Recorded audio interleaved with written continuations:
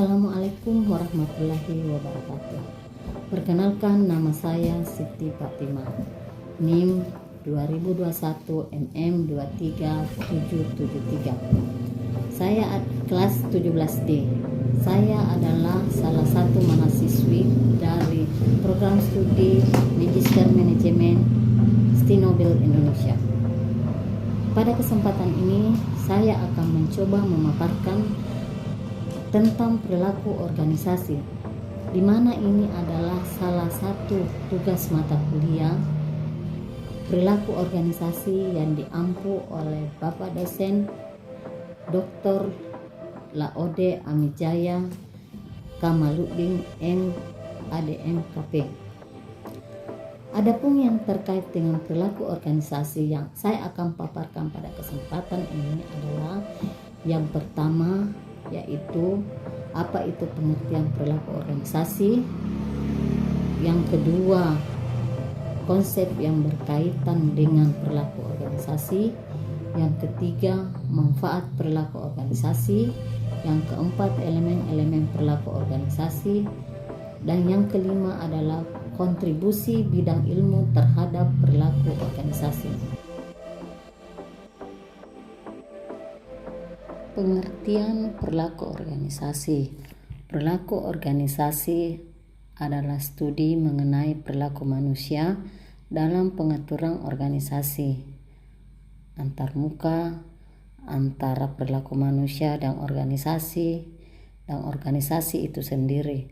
Artinya, bukan hanya perilaku individu yang diamati dan diteliti, melainkan perilaku individu dalam kelompok dan kebiasaan perilaku dalam organisasi itu pula. Yang kedua, konsep yang berkaitan dengan perilaku, di mana dalam hubungannya dengan perilaku organisasi, perilaku dapat dibedakan atas perilaku individu dan perilaku kelompok serta pengorganisasiannya, di mana perilaku individu dalam organisasi mencakup dua karakteristik, yaitu karakteristik individu dan karakteristik organisasi. Karakteristik individu mencakup kemampuan, kebutuhan, motivasi, kepercayaan, komitmen, pengalaman, pengharapan, dan lain-lain sebagainya. Sedangkan karakteristik organisasi mencakup visi, misi, sistem penggajian, sistem kontrol, budaya kerja, dan lain-lain. Yang ketiga, manfaat perilaku organisasi, di mana manfaat perilaku organisasi akan bertindak sebagai map kehidupan anggota yang ada di dalam organisasi. Yang kedua, melakukan penelitian yang sistematis dan berguna untuk memahami dan juga memprediksi kehidupan organisasi tersebut.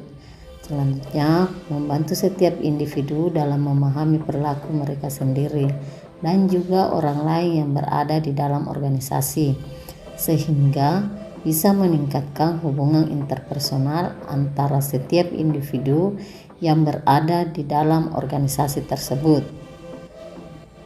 Manfaat selanjutnya, perilaku organisasi juga berguna untuk menjaga setiap hubungan industrial perusahaan.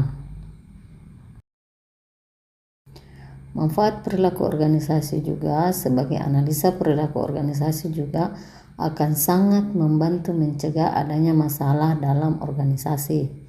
Dapat memberikan motivasi dasar pada setiap manajer agar bisa memberikan pengarahan dan mengontrol bawahannya secara lebih efektif. Jika berbagai prinsip manajemen bisa diterapkan secara efektif di dalam organisasi, maka akan sangat membantu dalam hal memberikan motivasi pada karyawan dan juga mempertahankan mereka di dalam organisasi.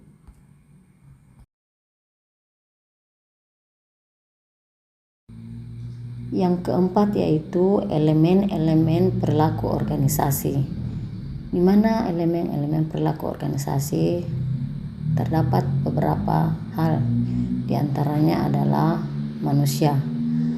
Manusia adalah sistem sosial di dalam internal organisasi.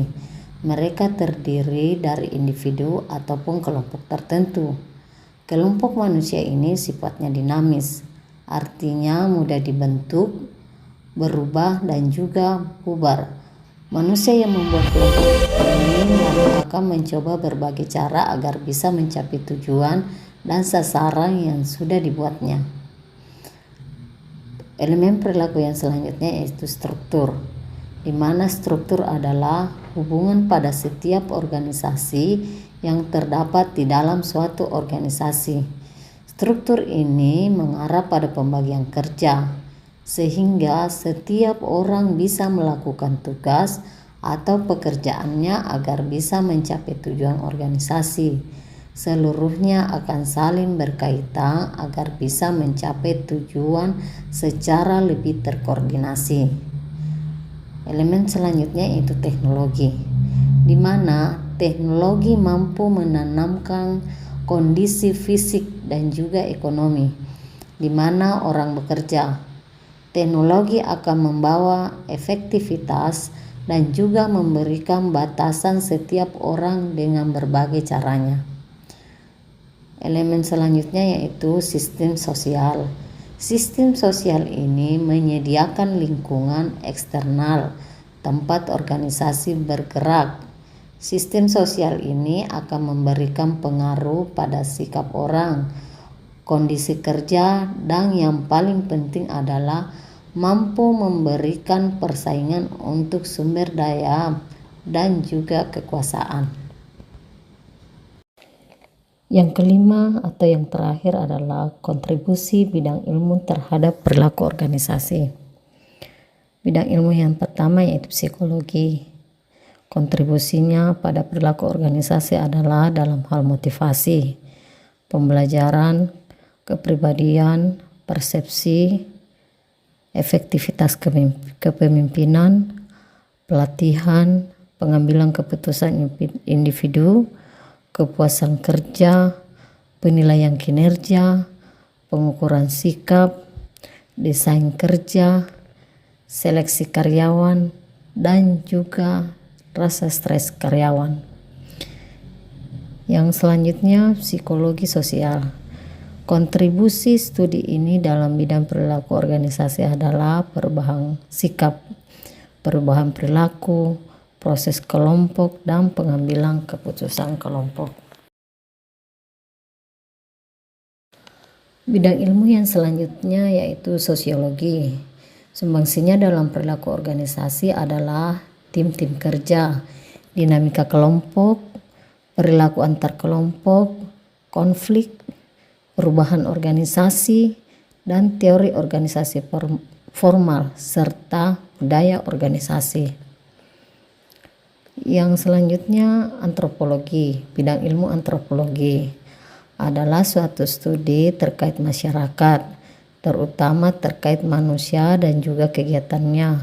Sumbangsinya dalam perilaku organisasi adalah analisis lintas budaya, nilai komparatif, dan lingkungan organisasi.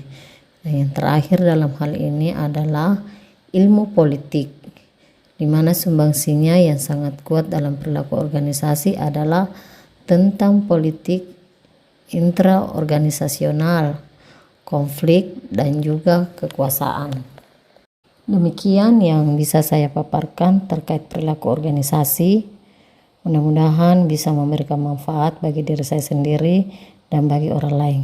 Terima kasih. Assalamualaikum warahmatullahi wabarakatuh. Jangan lupa di like dan di subscribe. Terima kasih.